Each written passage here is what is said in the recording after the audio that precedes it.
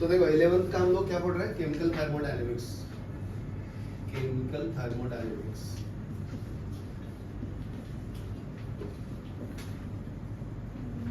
Thermodynamics ठीक है, आपका ये केमिस्ट्री के अंतर्गत आता है। ठीक है, तो देखो हम लोग अभी पढ़ेंगे work done by isothermal and reversible process. Work done, ये सीख लो, ये एग्जाम में आता है। Work done by isothermal and reversible work done.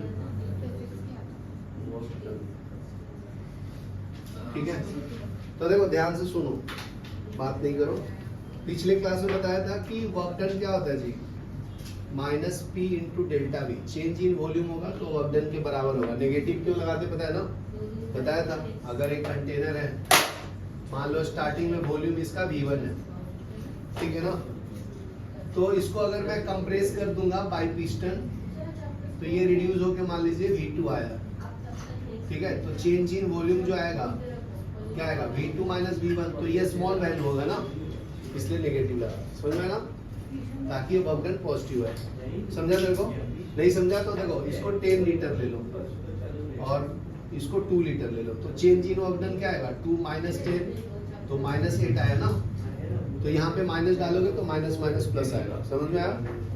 देखो ये P रखो, इसको 8 लिखो, माइनस 8, तो ये कितना आएगा, प्लस P इंटू 8 आएगा ना, तो वर्क डन पॉजिटिव आया। तो मैं बताया था ना कि अगर कोई भी चीज को कंप्रेस करेगा या वर्क डन सिस्टम पे होगा तो क्या होगा, वर्क डन पॉजिटिव होगा। याद आया?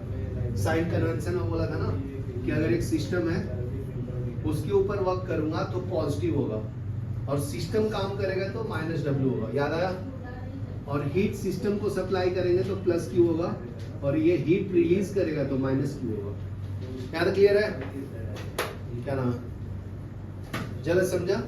इसको बोलते हैं sign convention in work done. तो ये याद रखना, अभी न्यूमेरिकल करेंगे ना उसमें ये काम आएगा, साइन कन्वेंशन। तो वही पढ़ना है। तो अभी अपने को वर्क डन प्रूफ करना है फॉर आइसोथर्मल। तो टोटल वर्क डन निकालूंगा तो minus P into delta V आएगा, V1 से V2। समझा ना? जैसे मान लीजिए आप यहाँ से यहाँ गए ऐसे, तो यहाँ पे P1 V1 था, प्रेशर को कांस्टेंट रखता हूँ, तो यहाँ पे P1 V2 है ऐसा। ठीक है, तो ये हो गया तुम्हारा total work done. Total work done अगर मुझे पता है कि PV इक्वल टू nRT होता आइडियल गैस इक्वेशन से, आइडियल गैस इक्वेशन से, आइडियल गैस इक्वेशन, तो यहाँ से P इक्वल टू क्या आएगा, nRT बाई V आएगा ना, बराबर। तो ये सेकेंड का वैल्यू फर्स्ट में डाल दो, तो क्या मिलेगा, work done minus integration nRT by V, इसकी जगह पे V लिख दूंगा, ये dV।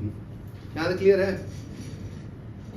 तो देखो कांस्टेंट ये ना, इसको बाहर ले लेंगे तो माइनस nRT बाहर ले लो, integration delta V by V, ये V1 से V2 W। तो इंटीग्रेशन का फॉर्मूला है dV बाई V रहेगा तो ln ऑफ V आएगा, ये याद रखना इंपॉर्टेंट है। ठीक है ना? तो इसके जगह पे क्या लिख दूंगा, ln V, तो माइनस nRT, ये हो जाएगा ln ऑफ V, ये V1 से V2। ऊपर वाले को अपर लिमिट बोलते हैं, ऊपर वाले को अपर लिमिट, नीचे वाले को क्या बोलते हैं, लोअर लिमिट। तो ये 12th में मैथ्स में चैप्टर है एप्लीकेशन ऑफ इंटीग्रेशन, वो पढ़ाऊंगा। ठीक है, तो उसके अंदर ये लिमिट्स का यूज करते हैं, तो यहाँ पे भी यूज हो रहा है। तो माइनस nRT, तो ये हो जाएगा ln of V2 minus ln of V1। तो यहाँ पे प्रॉपर्टी यूज करूंगा log m minus log n का, तो log m बाई n, तो ये क्या आ जाएगा, W equal to minus nRT ln of V2 by V1। ठीक है, देखो और एक रिलेशन होता है, यहाँ लिख देता हूँ, ln V और log में रिलेशन होता है 2.303 log ऑफ V, इसका बेस 10 होता है।